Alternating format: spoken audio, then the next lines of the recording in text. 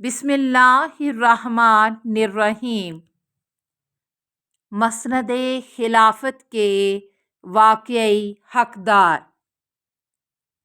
مورخین نے مامون سے نقل کیا ہے کہ میں ایک مرتبہ اپنے بابا کے ہمراہ حج پر گیا۔ اس وقت میں بچہ تھا۔ سب لوگ بابا سے ملنے کے لیے آ جا رہے تھے۔ خاص طور پر علماء و مشائخ اور زعمائے ملت کی خلیفہ وقت کے ساتھ خصوصی میٹنگیں تھیں۔ بابا کا حکم تھا کہ جو بھی آئے سب سے پہلے اپنا تعارف خود کروائے، یعنی اپنا نام تمام شجرہ نسب بیان کرے تاکہ خلیفہ کو معلوم ہو کہ یہ قریش سے ہے یا غیر قریش سے۔ اگر انصار میں سے ہے تو خرزی قبیلہ سے ہے یا اوسی قبیلہ سے۔ سب سے پہلے نوکر اطلاع کرتا کہ آپ کو فلاں شخص فلاں کا بیٹا ملنے آیا ہے۔ ایک روز نوکر آیا اور اس نے بابا سے کہا کہ آپ سے ایک نوجوان ملنے آیا ہے اور کہتا ہے کہ وہ موسیٰ ابن جعفر بن محمد بن علی ابن الحسین بن علی ابن ابی طالب علیہ السلام ہے۔ اس نے اتنا ہی کہنا تھا کہ میرا بابا اپنی جگہ سے اٹھا اور کہا کہ ان سے کہو کہ تشریف لے آئیں۔ پھر بولا کہ ان کو سواری سمیت آنے دیا جائے اور ہمیں حکم دیا کہ اس عظیم القدر شہزادے کا استقبال کیا جائے۔ جب ہم استقبال کے لیے گئے تو دیکھا کہ عبادت و تقوی کے آثار آپ کی پیشانی سے جھلک رہے تھے۔ چہرہ اقدس پر نور ہی نور تھا۔ ان کو دیکھتے ہی ہر انسان بخوبی سمجھ جاتا تھا کہ یہ نوجوان انتہائی پرہیزگار اور متقی شخص ہے۔ بابا نے دور سے زور سے آواز دی کہ آپ کو قسم دیتا ہوں کہ آپ سواری سمیت آئیں۔ وہ نوجوان چند قدم سواری سمیت آیا۔ ہم جلدی سے دوڑے اور اس کی رکاب پکڑ کر اس کو نیچے اتارا۔ انہوں نے انتہائی شائستگی و متانت سے سب کو سلام کیا۔ بابا نے ان کا بہت زیادہ احترام کیا، ان کی اور ان کے بچوں کی خیر خیریت دریافت کی۔ پھر پوچھا کوئی مالی پریشانی تو نہیں ہے؟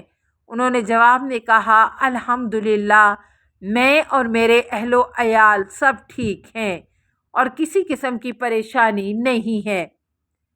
جب وہ جانے لگے تو بابا نے ہم سے کہا جاؤ ان کو گھوڑے پر سوار کراؤ۔ جب میں ان کے قریب گیا تو آہستگی سے مجھ سے کہا کہ تم ایک وقت خلیفہ بنو گے۔ میں تم کو ایک نصیحت کرتا ہوں کہ میری اولاد سے برا سلوک نہ کرنا۔ مجھے پتہ نہیں تھا کہ یہ کون ہے۔ واپس آیا تو میں تمام بھائیوں کی نسبت زیادہ جرأت مند تھا۔ موقع پا کر بابا کے پاس آیا اور کہا جس کا آپ اتنا زیادہ احترام کر رہے تھے وہ تھا کون؟ بابا مسکرا کر کہنے لگے بیٹا اگر تو سچ پوچھتا ہے تو جس مسند پر ہم بیٹھے ہیں یہ انہی کی تو ہے۔ میں نے کہا کیا آپ جو کہہ رہے ہیں دل سے کہہ رہے ہیں؟ بابا نے کہا کیوں نہیں۔ میں نے کہا پس خلافت ان کو دے۔ کیوں نہیں دیتے؟ کہا کیا تو نہیں جانتا الملک الحکیم تو میرا بیٹا ہے۔ اگر مجھے پتہ چلے کہ میری حکومت کے خلاف تیرے دل میں فتور پیدا ہوا ہے اور تو میرے خلاف سازش کرنا چاہتا ہے تو تیرا سر قلم کر دوں گا۔ وقت گزرتا رہا، ہارون لوگوں کو انعامات سے نوازتا رہا۔ 5000 سرخ دینار ایک شخص کی طرف اور 4000 دینار کسی دوسرے شخص کی طرف۔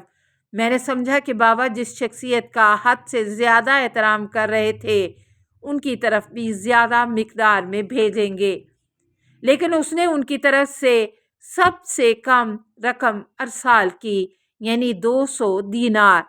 میں نے وجہ پوچھی تو بابا نے کہا کیا تو نہیں جانتا کہ یہ ہمارے رقیب ہیں؟ سیاست کا تقاضا یہ ہے کہ ہمیشہ تنگ دست رہیں، ان کے پاس پیسہ نہ ہو، کیونکہ اگر ان کے پاس دولت آ گئی تو ممکن ہے 1,00,000 تلوار کے ساتھ تمہارے بابا کے خلاف انقلاب برپا کر دیں۔ اللہم صلی علی محمد و آل محمد و آلہ الطیبین الطاہرین المعصومین۔